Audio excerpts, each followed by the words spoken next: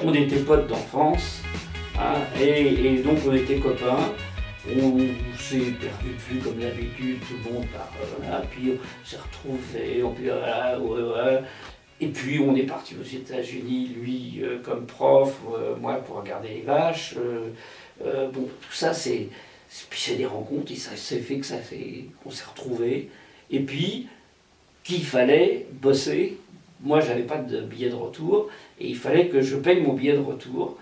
Et donc, on a fait une première histoire de 6 pages pour Pilote que j'ai envoyé à Giraud, qui était un copain d'école, puisqu'on était à l'école ensemble. Ben, il les a donnés à Goscinny, qui a dit ah oui, bon, c'est vrai, hop, allez, hop. Et j'ai dit à Giraud, tu me fais venir envoyer le chèque, parce que c'est ça. Le reste, Pilote, je connaissais pas, et je m'en foutais d'être. Moi, ce qui me contenait, c'est que je continuais mon voyage, mais j'avais au moins, je pouvais payer mon billet de retour. C'est comme ça, la vie des grands créateurs, n'est-ce pas? Mon œuvre. Oui, des motivations modérément élevées, quoi. Bon.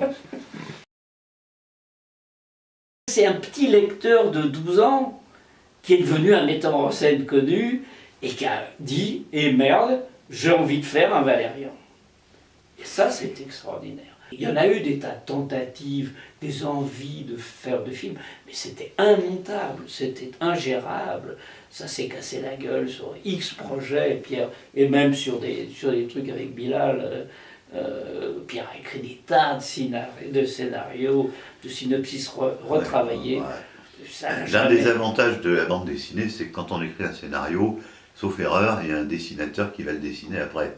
Alors que quand on écrit pour le cinéma, ce qui m'est arrivé, la plupart des scénarios, vous devez le savoir, ne sont jamais tournés. On dit toujours que la BD et le cinéma, ça se ressemble. C'est absolument faux. C'est pas le même déroulement du temps, c'est pas les mêmes dialogues. En BD, c'est des dialogues écrits, c'est dans des bulles. Là, c'est des trucs à écrire pour des acteurs. Donc même quand j'ai adapté ou travaillé sur des adaptations de mon propre travail en BD, vous êtes de fait obligé de réécrire les dialogues.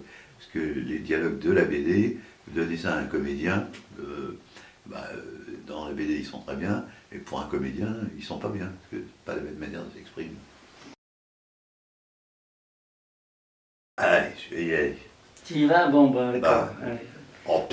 Ça sera pas la même. Mais voilà, mais il y aura deux réponses, forcément. C'est un truc. Bizarrement, je vais pas prendre une BD française ou une BD d'enfance, mais je vais prendre Peanuts de Schulz, parce que c'était le moment où j'habitais aux États-Unis, je commençais à habiter aux États-Unis. Je croyais que je connaissais bien les États-Unis, puis j'ai aperçu que ce n'était pas du tout le cas, et que notamment la vie familiale américaine, c'était un grand mystère pour moi. Et Snoopy, Peanuts et compagnie, c'était un manuel d'explication de la civilisation américaine. Et je me suis enthousiasmé pour tous les petits personnages, tous les petits bonshommes qui sont là-dedans, et en particulier pour Linus, qui est une espèce de graine d'intellectuel assez tourmenté, dans lequel je me suis reconnu avec cette couverture, il y a toujours quelque chose qui ne va pas. Ça a quand même influencé ma vie, puisque ça a été le premier pseudonyme que j'ai pris pour faire de la bande dessinée. Et j'ai signé Linus pendant quelques années. Voilà, il y a au moins un personnage de BD qui a changé quelque chose dans mes vies. J'étais sur un cargo, déjà depuis un bon bout de temps, qui faisait du tramping. On arrive dans la nuit, dans un petit port norvégien, avec de la glace fraîche qui... Ça faisait pas un bruit d'eau, ça faisait un bruit de papier de soie qui était en train d'être déchiré. Je descends, je dis bon, j'étais complètement paumé, j'avais vu que des cartes marines depuis plusieurs jours, je savais absolument pas où j'étais. Puis il y a une dame qui arrive dans une grosse Volvo, dans la neige, il n'y avait pas un bruit. Bon, on part, elle me dit vous êtes officier de marine? Non, vraiment, pas du tout. Bon, qu'est-ce que vous faites? Je suis écrivain, enfin scénariste de BD. Ah bon? Et avec qui vous travaillez? Je dis avec Mézières, avec Bilal. Bon, elle arrête la Volvo dans la neige, elle se retourne, elle me dit alors vous êtes Pierre Christin. Là on se dit quand même, hein, c'est pas rien. Et en fait son mari tenait la meilleure librairie de BD d'Oslo et lui avait apporté le bouquin de partie de chasse la veille. Bon, oui, ça m'a fait quand même plaisir.